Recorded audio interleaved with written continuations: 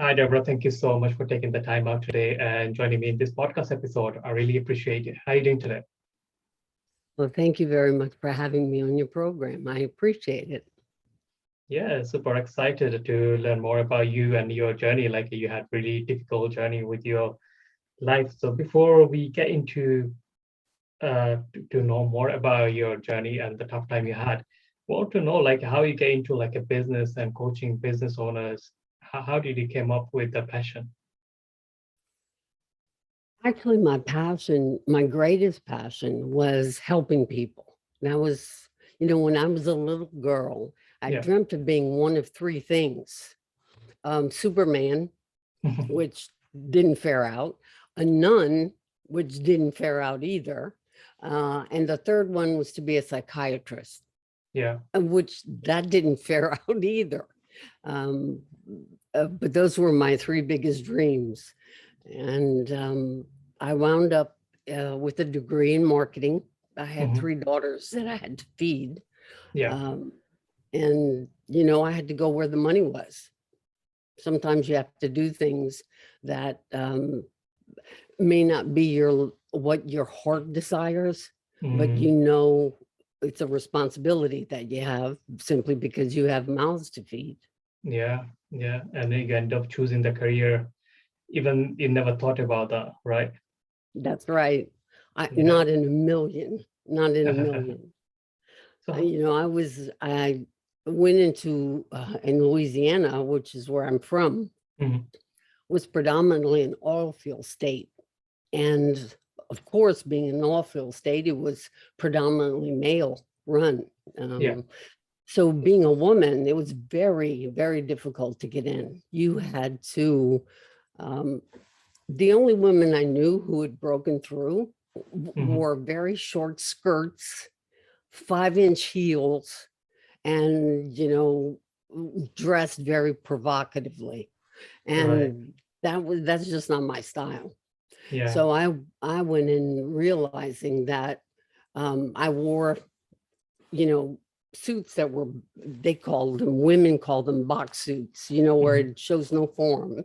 okay, Um, because I never saw people as male, female. I just saw them as people, you right, know, mhm, and it was very disheartening to know that these men in oil field were so used to getting favors that I realized quickly that I had to learn more than what they knew about their own business to yeah, get their approval.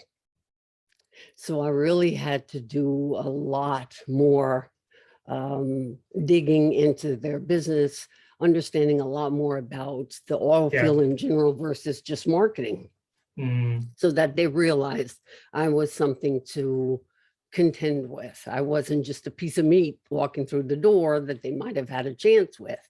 yeah, So that was my first big lesson. And it's still prevalent to some extent in some industries. mhm, Um, Today, unfortunately, you wouldn't think, but it is.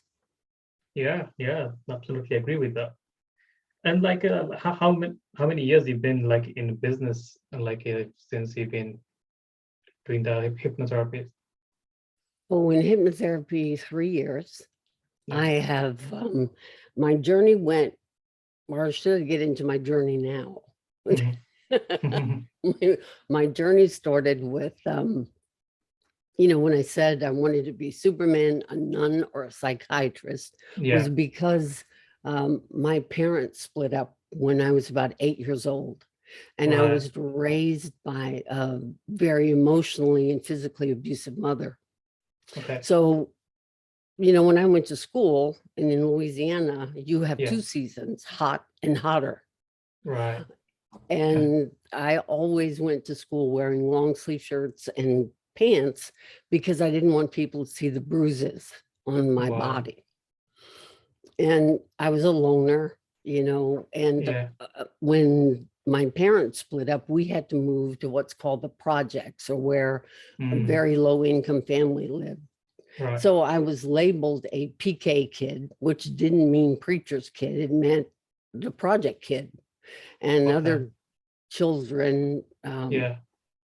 they just didn't want, you couldn't bond with anybody Mm. there. So I spent a lot of time reading, which didn't bother me at all. How old are you that time? Probably 10.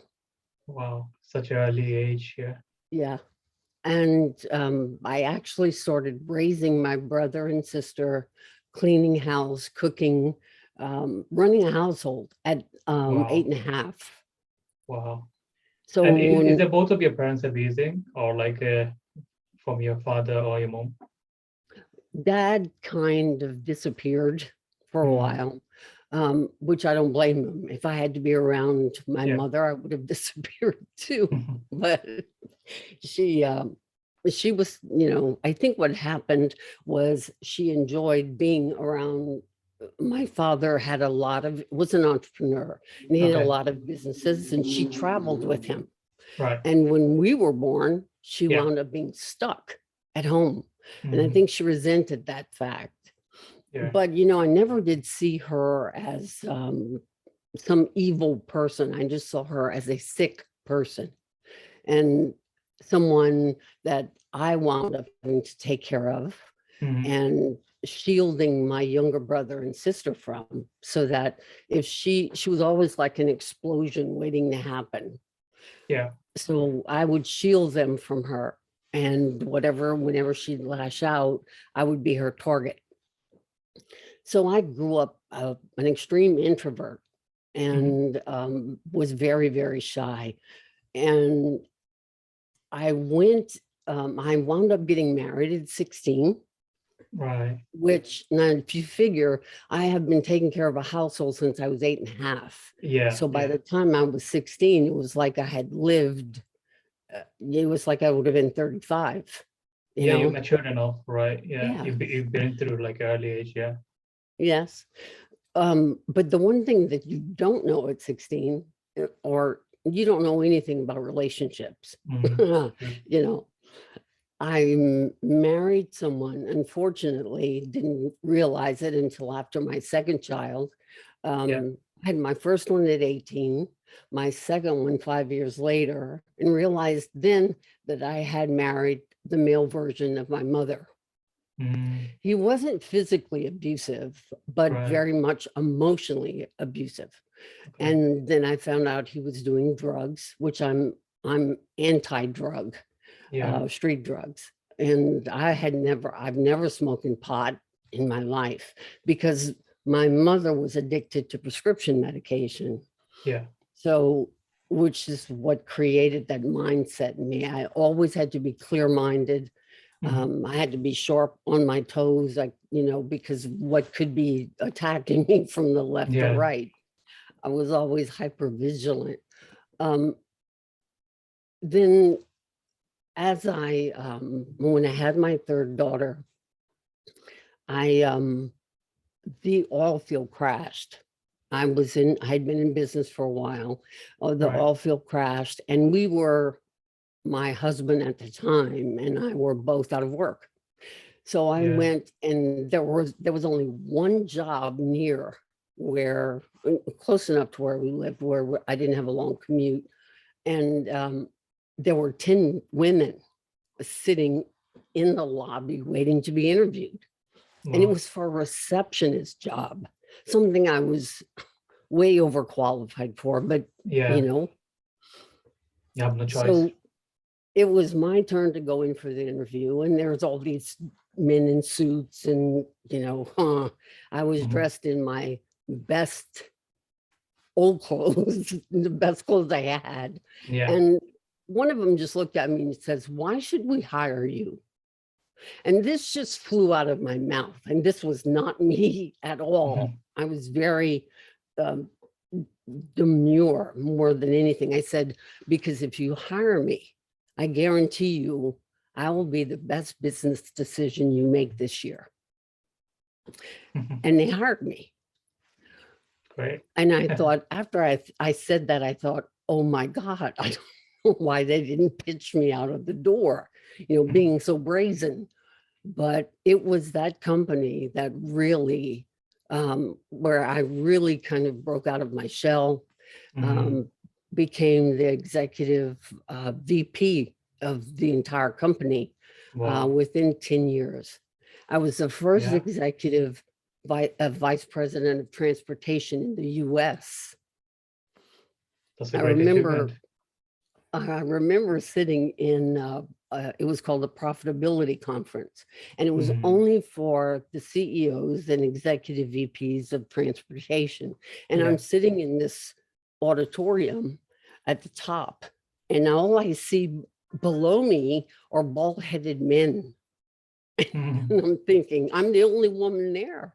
And yeah. and I thought, wow, I have my hair and I'm female. This is a good thing. I have an Yeah. advantage, maybe, yes.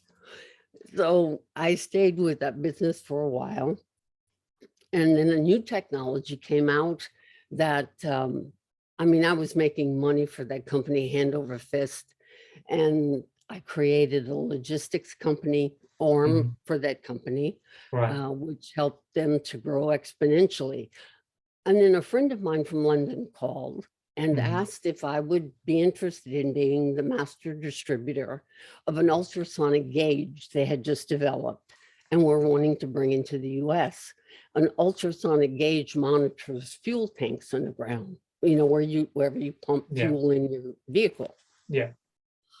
So I said, let me sleep on it. Let me think about it.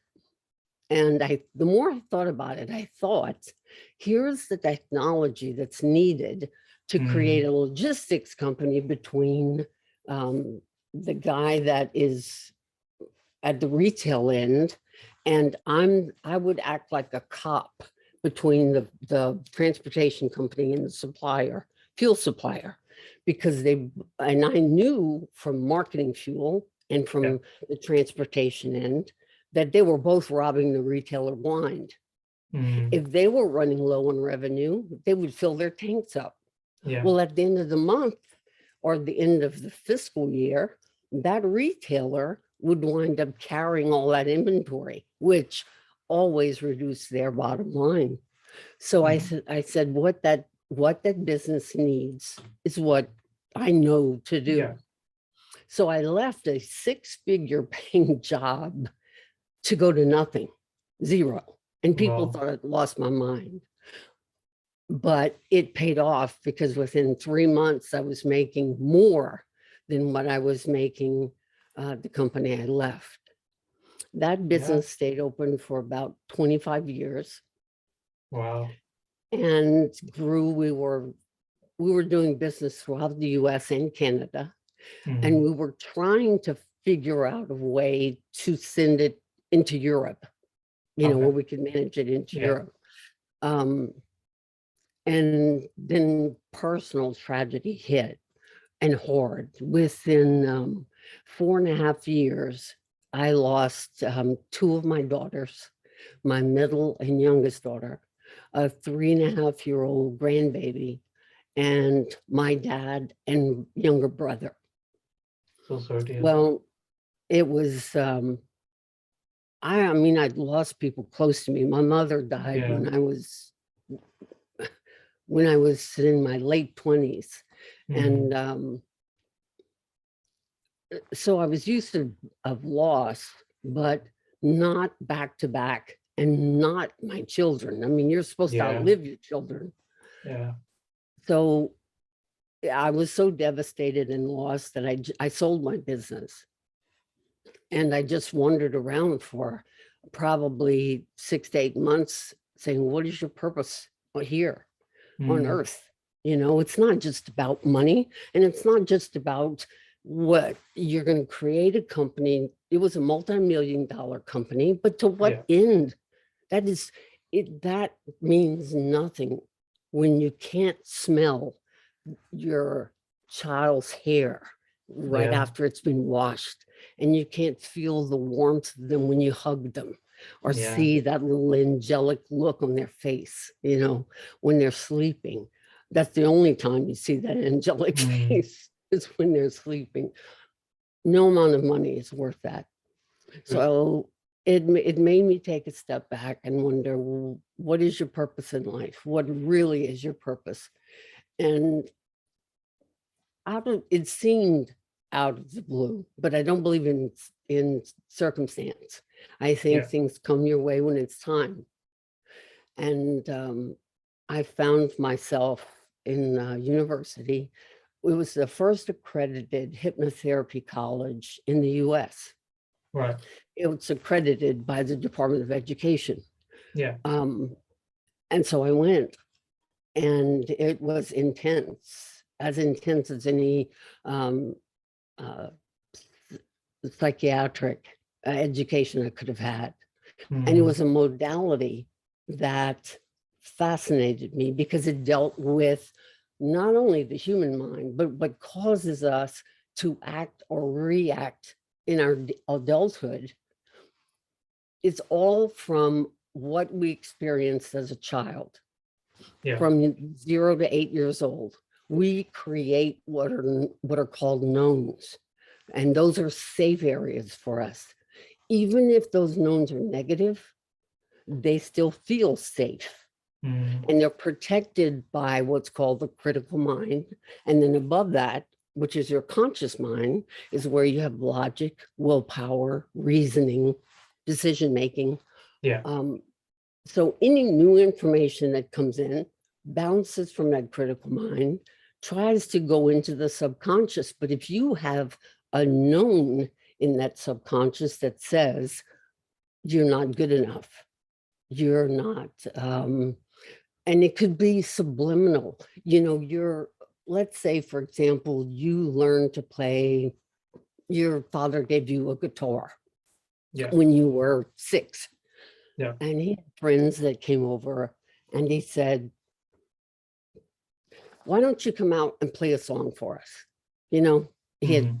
they were drinking beer, they were having a good time, and he wanted to show off his son. So you came out with your guitar and you played a tune. I mean, you gave it everything that you had. You Yeah. really wanted to make your dad proud.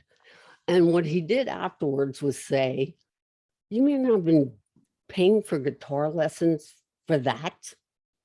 Mm. I've been throwing away money for that. Well, you put your whole heart and soul into that song. Yeah. But what you heard as a child was, no matter how hard you try, you will never be good enough. Yeah. And that kind of stays within us and Mm. manifests in our adult life in so many areas. Self-sabotaging, never reaching forward for that gold ring, That's true. that golden ring that everybody talks about. It was difficult coming out of that trauma and Yeah. drama.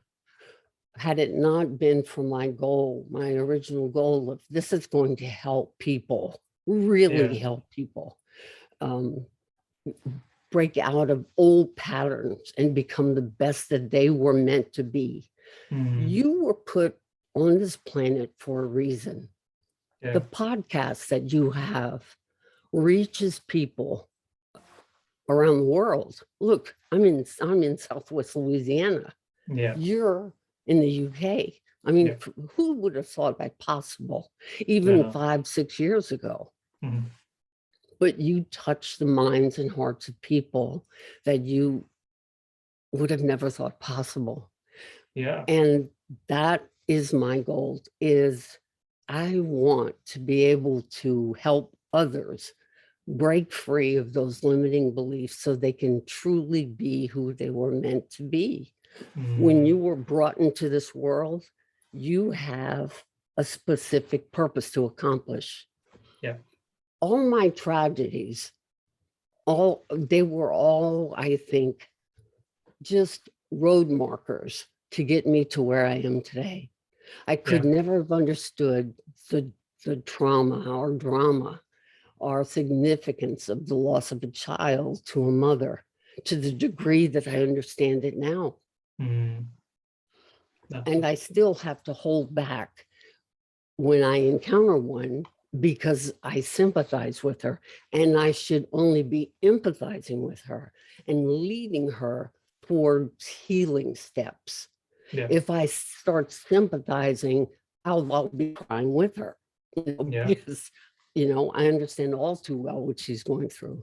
And all I want to do is reach through the screen and hug her and just say, I'm not going to tell you time heals all wounds. Mm. It makes them, it makes the pain a little, it takes the sharpness off some of the pain, Yeah. but the hole that you feel, it's always going to be there. It just won't feel like it's your whole heart. Yeah. It'll start shrinking, but there'll always be a piece missing. So how do Mm. you live and move on with that one piece missing? You have to fill it with something. And the way to do that is helping other people. Right. That's the one thing that you can do that will help make you whole again. Yeah. So that's how you started hypnotherapist and like trying to help others, right? Oh, yes. Yes, Yeah. definitely. So if you don't mind, like, can you share a little bit what incident happened with your two of your daughters and your father as well? Like, how did you lose them? One of my daughters, well, I have three daughters. My oldest is still alive. In fact, she's getting married next weekend. Oh, Um, congratulations. thank you. Yeah. Hope you It's, enjoy it. I really think she's marrying a terrific guy. He really loves her and cares about her. Mm. And that's always a song to a parent's heart, Yeah. So my youngest child was the mother of the grandbaby I lost. Yeah. The grandbaby I lost, it wasn't called SID, sudden infant death syndrome. It's called SSD, which is for kids between the years 3 and 5 years old. Right. She literally went to her crib because she figured, she's been down for a nap for a long time, and Mm. she found her. Well, And she called me. I couldn't even understand what she was saying. She was screaming. right. And I just knew something was wrong, bad wrong, and just flew. Fortunately, we didn't live far from one another, and flew there in my car, and just all the time just saying, please God, please God, please God, don't let it be Amelia. That was my Yeah. granddaughter. And the baby she had been doing CPR on her. And I said, did you call 911? I just went into action mode. Did you call Yeah. 911? And she said, I think so. I think so. She was lost. My daughter was Mm. lost. And so I took over CPR. My new husband called 911 right away, Yeah. just to make certain somebody was on the way.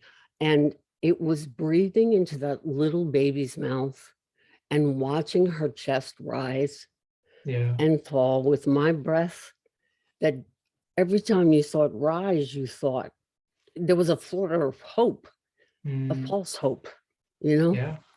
She had been gone for about 6 hours. Wow. Yeah. By the time she got to the hospital. And So when your doctor found out about her, that was like an early morning, right? So yes, she passed away in yes, and then during the during night. the night. Yeah. And she was used to sleeping through the night. Okay.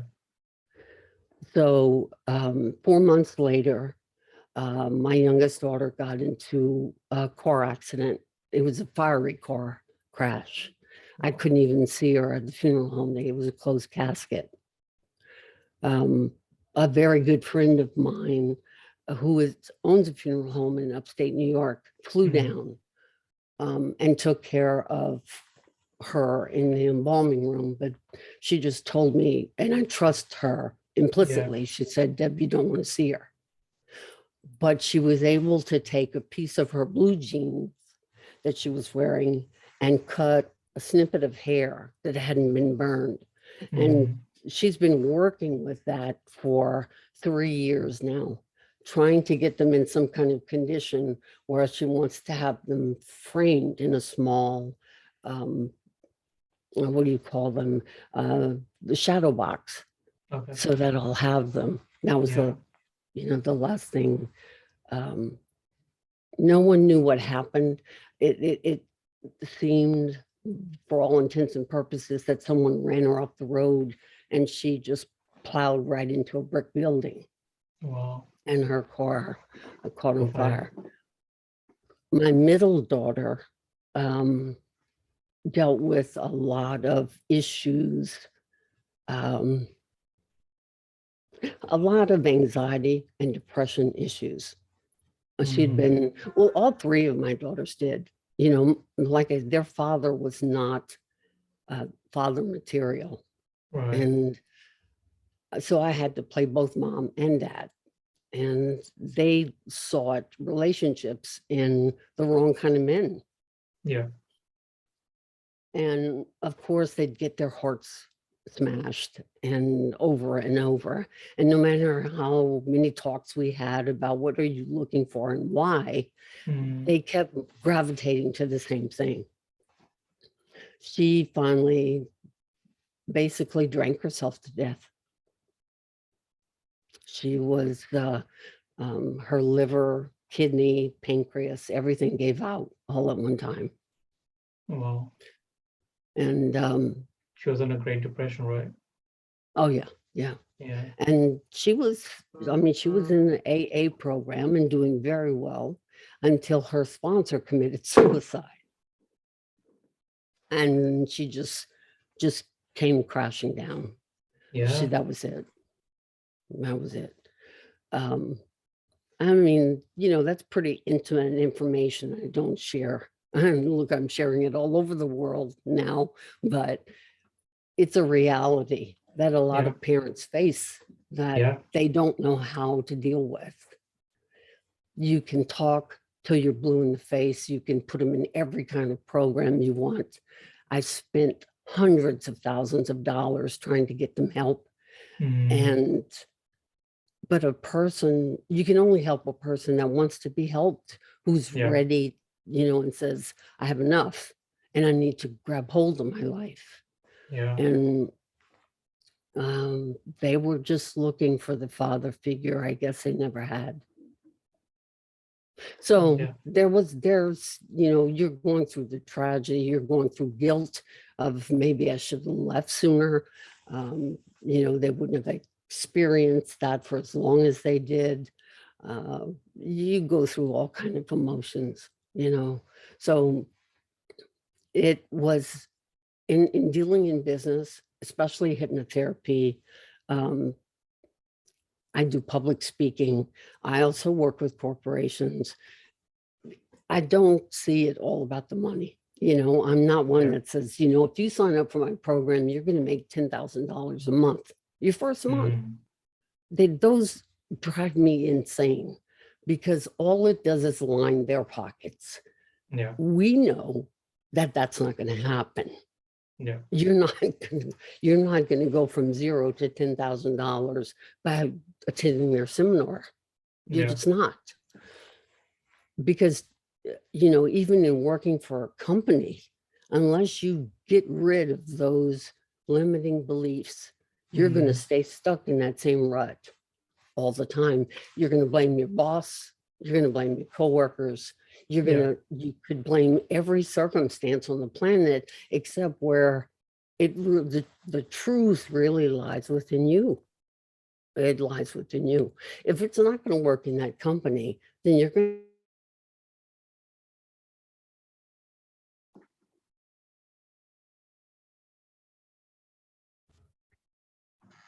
no. Yes. So how do you actually use hypnotherapy for like a business owners in order to achieve their goals? Do you use kind of formulas, and is it like a mental shift? It is definitely a mental shift. In talking with a business owner, especially someone of a very large corporation, the one thing they don't want to hear is that they may be the problem as to why they can't grow. or as to why their profits are where they are. One, I've worked with Fortune 500 companies for 15 years, dealt with many CEOs and CFOs, Yeah. and it always starts from the top and floats down to the bottom. So if the owner or the leader of that company carries with them a limiting belief, even though they want profit, say they're a Yeah. publicly held company, something in them prevents it. It's almost a self-sabotaging thing. It prevents it from happening. So I usually start always from the top and work my way down. And Right. I set processes in place, but I group hypnotize, say their sales force, marketing department, HR department, so that I'm targeting the removal of limiting beliefs and creating kind of an open slate so that you can become who you truly are without fear, without doubt, without, you always maintain your own values and morals. Right. That's something hypnotherapy can never change. Yeah. You cannot be hypnotized without your permission. You're always conscious of what's going on, Yeah. but you're wanting to be set free of things that might be holding you back. And so I'll do group hypnosis with everyone's permission. And that's what really makes a change. It's not I'm going to say it's not my program per se. It's not the paperwork and how the process flows, Right. though that helps if they're all mumbled jumbled and I can see it. I'll streamline it, but it is the people themselves that make the difference. One of the largest companies I've ever worked with, as it was a client of mine, and he always told me, he said, I'd never do business with a company. I do business with people. Right. So it is your integrity. It's your, are you going to do what you say you're going to do? Or are you trying to blow smoke up somebody's rear end? Yeah. They can tell that from a mile away.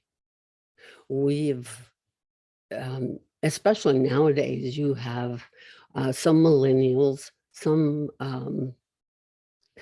fresh-eyed chinwise that are out there and trying to find their way. And they're following Gen X's who, and some baby boomers, late in baby boomers, who have conflicting ways of doing business. Baby boomers were pulled in from a generation of hard work, dedication, and loyalty will get you where you want to go. Yeah. Gen Xers, which followed, they follow pretty close, but then they're caught in with the millennials who are almost of a mindset. And I know this because of I can't tell you the number of employees I have to go through to hire one good person. It's like 40 before I find one who is of the same mindset, who is literate, who can communicate effectively, who is true to their own heart and is just looking for a chance. I know what that's like. And finding a nugget of gold like that, I want in my company, because then,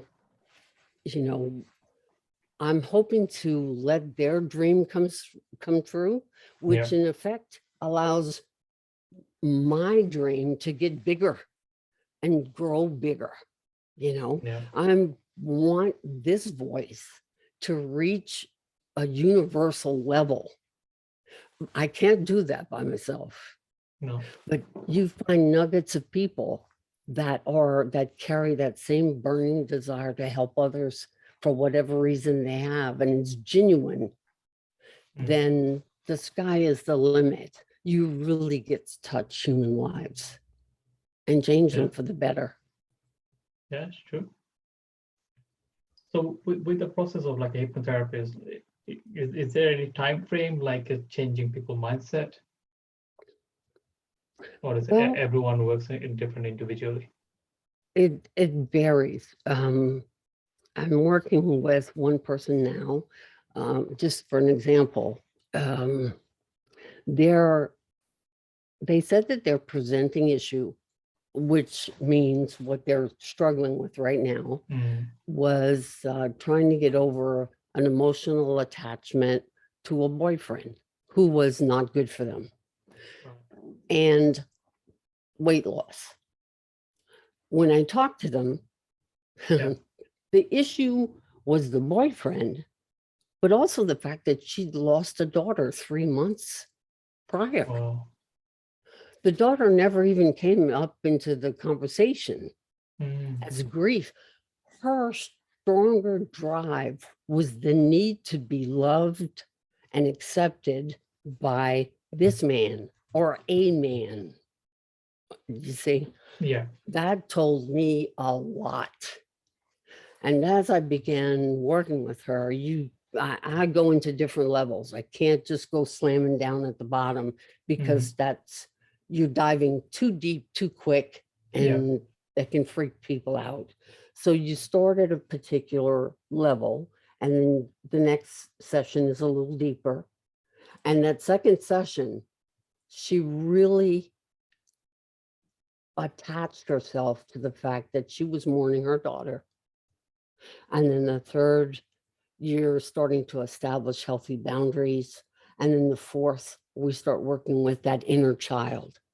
Right. She grew up with a tough background. So there was that child that had never been supported, Mm, encouraged, had been damaged in some way. And she took that into her adulthood. And the right. only thing that's going to change her decision making process when it comes to relationships is healing, helping to heal that child that was damaged. And Yeah. that's how we go about it. And then strengthening the person they become. Yeah.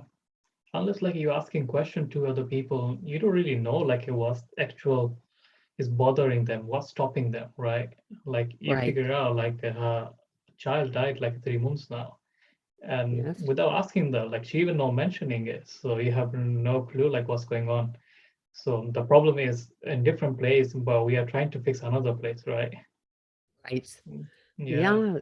And she talked quite a bit about, she said, look, I'm not really worried about my weight, but I really have an issue with this guy I'm seeing. Mm, And so we're, halfway through the first consultation, and she mentions the fact that right after her daughter died, he yeah. left her. And I went, wait, your daughter died? How long ago was this? Mm, 3 months. well, So that rang a lot of bells for me. There's a lot of stuff to work on, yeah. not just her getting over this guy, but for that to dominate a mother's natural instinct to mourn her own child. There is a severely damaged inner child that needs to be healed. Yeah, absolutely. So yeah, we are running out of time for this podcast. So those who's listening, if they want to reach out to you or like can learn more about you or work with you, how they can find you? Do you have any website, social media? Yes, they can go to mindpaththerapies.com. And in fact, anybody on your podcast can go there and you'll see under the individual therapy session, you can click on a button that will give you a free 15-minute consultation. So if you Right. want to call and just Yeah. talk to me about, I think I'd like to work on this. What do you think? Is it possible? Can I get through this? I'll be happy to talk to them. It won't cost them anything. Yeah. Thank you so much for that. So yeah, I really appreciated Deborah coming to the show and sharing your valuable lessons, also sharing your really hard story, to be honest, for taking and for a lot of people. And a lot of people get through it, like it's not only you get victimized in the world, everyone got their different story and everyone manage a different way. So Yes. I really, really appreciate you sharing your story. And I wish you good luck with your life, in your business and your new chapter. I hope you have like a wonderful day. Thank you very much. And thank you for the opportunity for allowing me to share my story. You're most welcome. The pleasure is mine. Thank you so much, Deborah. And Have a that's a great wrap, one. guys. That's a wrap, guys. Thank you so much for listening to this podcast. You know how to find Deborah. So I'm going to put all of the links on the podcast below and on the YouTube channel. So go check out Deborah if you want to get any kind of like a free consultation. Go check out. She's giving you 15 minutes free consultation as well. So till then, stay safe, stay healthy. I'll talk to you in the next episode. Take care, everyone.